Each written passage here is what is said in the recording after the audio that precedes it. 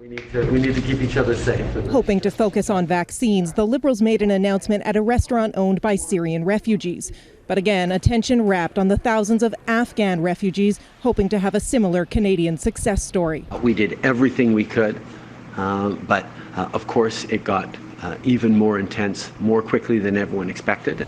Blaming the rapid and deadly Taliban takeover, Trudeau stressed Canada is working around the clock to find ways to get people out, committed to resettling 20,000 Afghans. It is the largest airlift in history. A flank of ministers tried to reassure Canadians bureaucracy is not moving at the snail's pace being reported by those in Afghanistan so desperate to get to safety. Yesterday, our output was increased over 250%, with average wait times being only 2.5 minutes. The government says it's working with nearby countries waiving some fees and has a special envoy to Afghanistan who's on the ground in Qatar. If you're not there, you can't play. Former diplomat Colin Robertson believes Canada needs to get back into Afghanistan to help get people out. Move in as quickly as possible. And again, I underline that diplomatic recognition is not a seal of approval of that government. It's simply how we do business.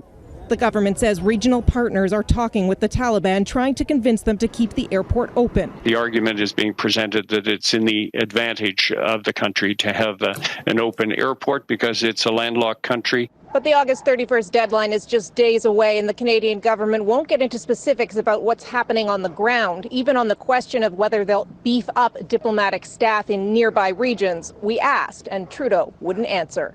Abigail Bimman, Global News, Nobleton, Ontario. The opposition has also been highly critical of the federal government's response in Afghanistan. And today, Conservative leader Erin O'Toole finally laid out his party's plan for dealing with the crisis. But experts warn there are no easy answers. Michael Couture is traveling with the Conservative campaign. Mike.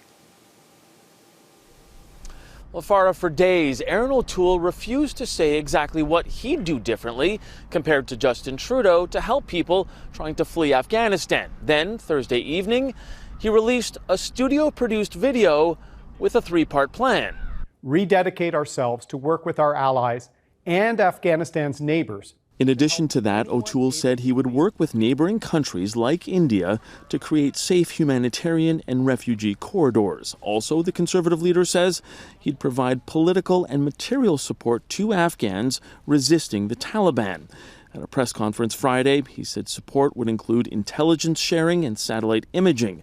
But it was unclear if, as Prime Minister, O'Toole would help arm those who oppose the Taliban. Yes or no, would you give them weapons to fight the Taliban? That's giving material and political support that is not meant to be offensive. It's meant to protect. It's meant to provide assistance, intelligence, to help isolate and keep the Taliban away from areas where they could harm people. O'Toole added that providing flak jackets could also help keep people safe on the ground.